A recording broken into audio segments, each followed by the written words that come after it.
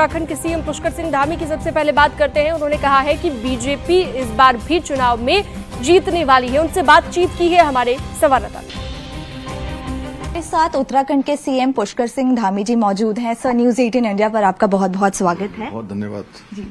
मुंबई में चुनाव का माहौल है, 20 तारीख को मतदान है, रोड शो में शामिल हो रहे हैं, कैसा माहौल लग रहा है मुंबई का? नहीं, देखिए, मुंबई का माहौल बहुत अच्छा है। हर वर्ग के लोग मोदी जी के समर्थन में हैं, भारतीय जनता पार्टी के समर्थन में हैं और मुंबई में बड़ी जीत होगी। मुंबई नहीं, पूरे महाराष्ट्र में और मैं कहूँ तो पूरे देश के अंदर, पूरा पश्चिम, उत्तर, दक्षिण, अटक से लेकर कटक तक, कश्मीर से लेकर कन्याकुमारी तक मैं प्रचार के लिए अनेक जगह पर गया हूँ। तो मैंने देखा है कि हर वर्ग उत्साहित है, जन जन उत्साहित है। अगर हम विपक्ष की बात करें तो राहुल गांधी ने ओपन चैलेंज दिया है प्रधानमंत्री नरेंद्र मोदी को 1-on-1 का, उसको आप किस तरीके से देखते हैं? देखिए, राहुल गांधी जी एक सामान्य सांसद हैं और प्रधानमंत्री जी कैसे उनसे बहस कर सकते हैं। प्रधानमंत्री जी की इतनी व्यस्तता है, उनके पास हो सकता है कि उतना काम प्रचार का नहीं होगा, इसलिए वो इस प्रकार की बातें करते हैं जिसका सिर पैर नहीं होता है। देश के लोग भी भली भांति जानते हैं कि राहुल गांधी जी की बातें बहुत गंभीर नहीं होती हैं। एक दिन कुछ बात होती है, अगले दिन कुछ और बात होती है, इसलिए आप लोग भी उसको वैसे ही समझिए। जी। देखिए, लगातार विपक्ष कह रहा था कि बीजेपी राम मंदिर को एक टॉपिक बना रही है वोट इकट्ठा करने के लिए, लेकिन अगर आप देखें तो महाराष्ट्र से कांग्रेस के एक लीडर ने कहा है कि अगर कांग्रेस की सरकार इस बार आती है तो राम मंदिर का शुद्धिकरण जो है वो फिर एक बार करवाना पड़ेगा।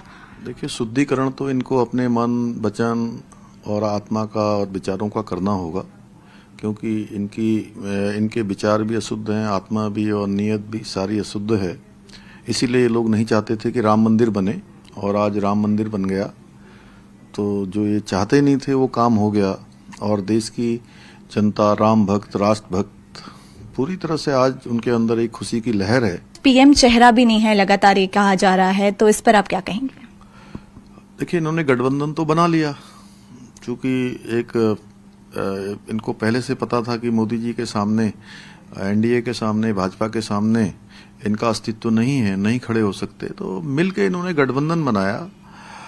अब गठबंधन में भी इनके पास हर एक जो गठबंधन के इनके साथी सहयोगी लोग हैं। आप ऐसा मानिए कि बारात है, बारात में कोई बाराती नहीं बनना चाहता है, हर कोई दूल्हा बनना चाहता है और दूल्हा जो भी बनेगा, जो आगे बढ़ेगा, उसको पीछे खींच लिया जाएगा।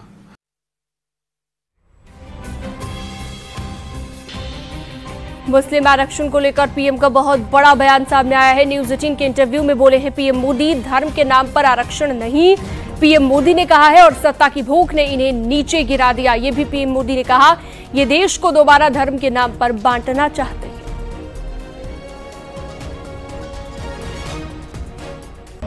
बिहार की धरती पे है, आरजेडी यानी लालू जी की पार्टी और कांग्रेस का अलायंस है, इंडिया अलायंस देखने को मिल रहा है। लालू जी ने मुस्लिम आरक्षण की बात कही है, उन्होंने बोला कि मुस्लिम का आरक्षण होना चाहिए।